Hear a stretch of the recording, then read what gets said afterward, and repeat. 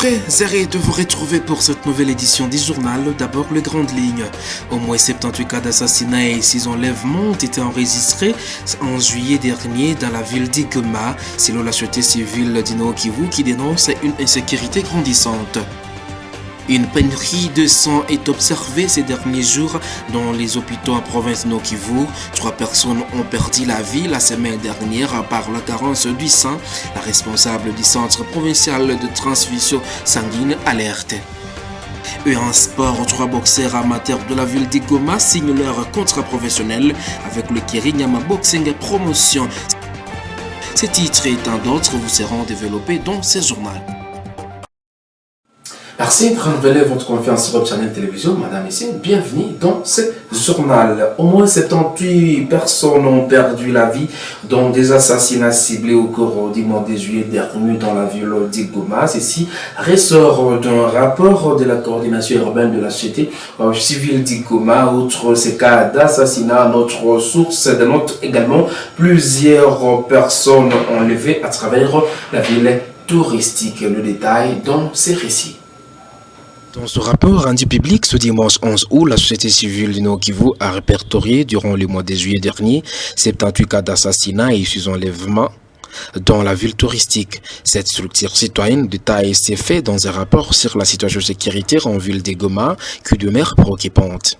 La société civile, au-delà de ces cas d'assassinat et d'enlèvement, signale également 23 cas d'incendie criminels, de viols, d'attaques physiques de personnes, de vols diurnes et nocturnes, ainsi que de crépitements requérant des coups de feu.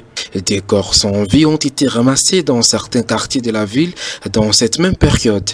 Une situation alarmante qui inquiète déjà toute la population de la ville d'Igoma et ses environs.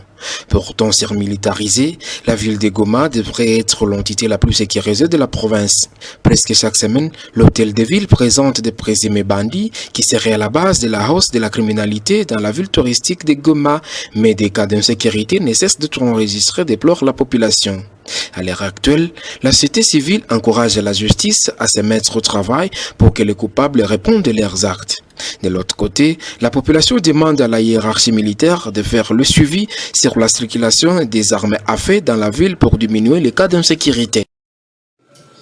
Certains habitants de la ville touristique s'insurgent contre le délestage qui s'observe actuellement dans la capitale de la province du Nord Kivu. Ces habitants déplorent de voir que cela intervient alors que la province et la ville d'Igoma en particulier fait face à une forte criminalité. Ils appellent les sociétés œuvrant dans ce secteur d'éclairer la ville pendant les heures vespérales pour des raisons sécuritaires. Suivez-les ici devant nos caméras.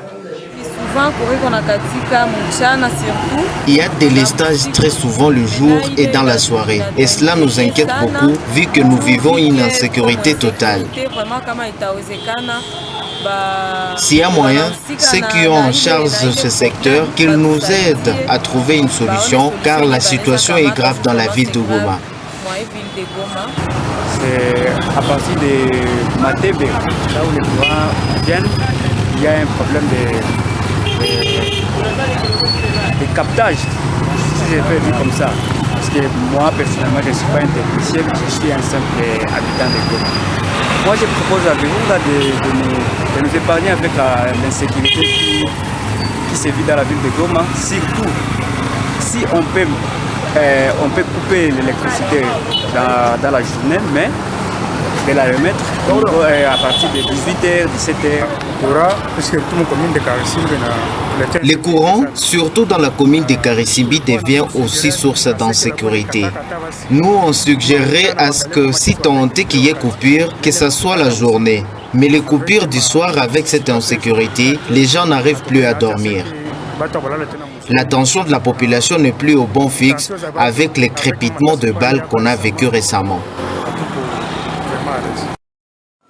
La ville d'Igoma fait face à une carence du sang au centre de transmission transfusion sanguine. Actuellement, la demande est plus élevée au niveau des hôpitaux. Cette situation s'explique par la résistance des donneurs de sang qui estiment que le sang donné gratuitement coûte trop cher, une situation qui inquiète déjà la responsable du centre provincial de transfusion sanguine du Nord Kivu, Dr Luliane Bouiza, appelle la population à donner les sang pour sauver des vies. Il est dans ses propos. Nous sommes dans une période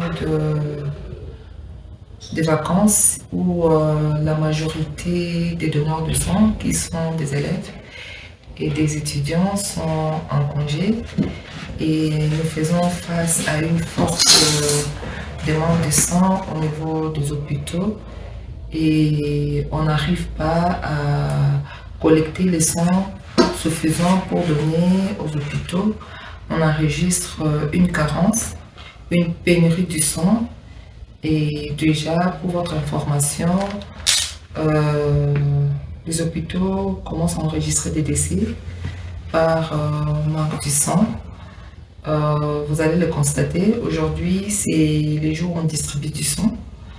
Il y a pas mal des hôpitaux qui sont là dans nos guichets et on arrive qu'à distribuer 40% de ces hôpitaux qui sont venus chercher du sang. Donc, les hôpitaux avec manque de sang, ils rentrent même pas avec une goutte de sang. Et là, on s'est dit qu'il y aura des problèmes au niveau des hôpitaux parce que les besoins s'est fait fortement sentir avec le blessé de guerre. Et voilà. Donc aujourd'hui, les militaires eux-mêmes commencent à venir donner du sang. Et là, c'est vraiment écœurant. Et voilà. Donc, on n'a pas assez de donneurs. Nous lançons vraiment un appel aux donneurs de sang de revenir, de développer la résilience dans ces contextes difficiles, de venir donner du sang. La jeunesse doit être vigilante et faire des actions concrètes pour le développement du pays tout en évitant toute manipulation. C'est la réaction du président du Parlement des jeunes de la ville d'Igoma. C'est lundi 12 août en marge de la journée mondiale de la jeunesse. Pour Justin Mouroti, cette journée est une occasion pour le jeune de la République, en particulier du monde entier, de réfléchir sur les enjeux de l'heure, mais surtout son implication dans la recherche de la paix ici en province du Nord Kivu. Je vais aller dans ses propos. De la ville de Goma, de ne pas en tout cas rester cloué dans les discours, mais de quitter en tout cas ces sphères de discours pour aller aujourd'hui dans les actions concrètes qui peuvent accompagner, qui peuvent aider aujourd'hui la République démocratique du Congo de l'aller de l'avant. Parce qu'on a trop dit, mais les pays n'avancent pas. On a trop parlé, mais il n'y a pas en tout cas le développement.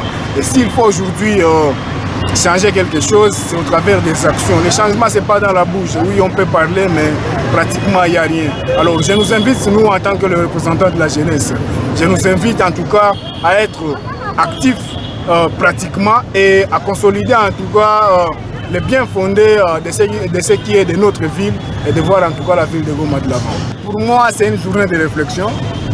C'est une journée en tout cas, je ne dirais pas de fête, mais je dirais de pratique à ce qui concerne la jeunesse, parce qu'aujourd'hui la jeunesse est le fondement, la jeunesse est l'avenir de ce pays, et cet avenir c'est aujourd'hui. L'avenir c'est pas demain, l'avenir c'est aujourd'hui, et la jeunesse devrait beaucoup plus se consacrer à la réflexion, question de voir qu'est-ce que nous pouvons projeter, et lorsqu'on a déjà trouvé qu'est-ce que nous pouvons projeter, on passe directement en action sans entendre un mot d'ordre de quelqu'un, sans entendre en tout cas qu'on soit manipulé ou qu'on soit recommandé pour faire ça.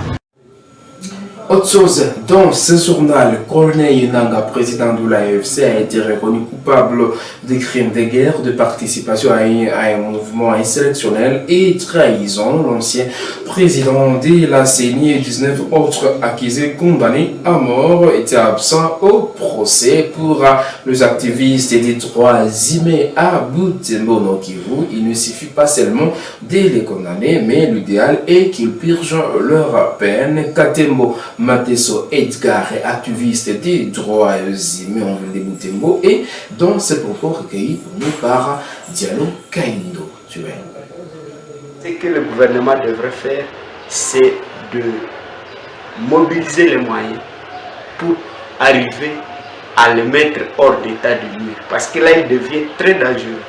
Et il sait qu'il n'a plus de possibilités de circuler comme un citoyen libre. Et que donc, il doit mobiliser des énergies pour se mettre à l'abri pour que pour qu'on ne puisse pas exécuter cette condamnation. Et voilà, donc nous pensons que la justice a fait son travail, mais il revient alors aux autres organes, aux autres instances, notamment l'armée et la politique, de pouvoir mobiliser les énergies nécessaires pour pouvoir le maîtriser et le mettre hors d'état de nuire.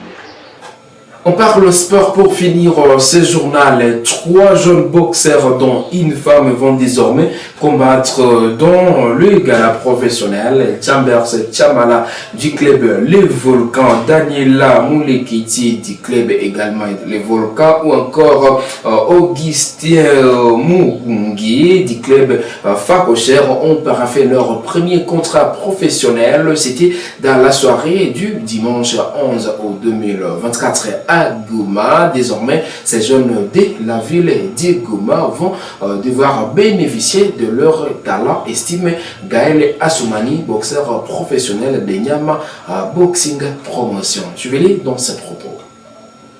C'est un grand moment pour d'abord honorer les parents de ces boxeurs qui sont ici, et parfois peut-être quand les enfants commencent à faire la boxe, ils pensaient que peut-être leurs enfants par faire le banditisme, tout ça, des choses. Parce que nous, avant, quand on faisait de la boxe, il y a des parents qui ne voulaient même pas qu'on soit les amis de leurs enfants, parce qu'ils pensaient que tout ce que nous faisons, c'était pas orienté, tout ça. Donc, organiser cette activité, c'était d'abord pour inviter les parents, les faire voir que non, nous, on ne blague pas, on est là pour travailler avec les enfants. C'était bien ça, c'est une chose qui ne s'est jamais fait avant, pas seulement à Goma, mais peut-être à Nord Kivu, à l'Est. Je n'ai jamais vu qu'on fasse des presses pour la signature des boxeurs. Nous, on a fait ça, et c'est bien pour notre province, c'est pour notre honneur. Je pense que c'était ça. C'était juste pour honorer les boxeurs de leur passation de l'amateurisme à professionnalisme. Daniela Chambers et Augustin. Une chose d'abord que je dois souligner, pour faire les choix déjà qu'il faut venir au Nima Boxing, les gens qui doivent partir, c'est pas moi qui le fais. Les problèmes est que comme moi, je passe toujours devant, les gens pensent que c'est moi qui contrôle tout à Nima Boxing. Non. J'ai mon petit frère bien-aimé qui est là, donc Amici. Il a de grandes décisions à prendre sur Nima Boxing, président Serge est là, on a cessé les autres. Donc ces choix ont été faits par tout le monde, et on s'est décidé de commencer par ceux-là qui sont présents. Parce que comme vous savez, nous on veut engager ces jeunes dans la boxe professionnelle. Et la boxe professionnelle, c'est quelque chose que je peux dire, c'est pas la boxe que nous on voyait avant et qu'on faisait avant. Donc il faut avoir suffisamment de moyens pour pouvoir les amener à un niveau qu'il faut. Alors on préfère commencer d'abord avec une partie, et les autres, bien sûr, que nous aimons bien aussi, nous sommes en train de voir les autres cadres de club pour pouvoir les signer prochainement. Bon, sinon, ce que nous pouvons avoir comme budget, ça nous permettra de mettre en avant d'abord 3 boxeurs. Voilà. Ou peut-être si vous avez des gens qui veulent nous aider à financer le projet, donc on peut prendre même 10-20 boxeurs. Par ici, nous mettons un point à cette édition des journalistes Europe Channel Télévision. À toutes et à tous, merci de l'avoir suivi et surtout, bonne suite dans le programme.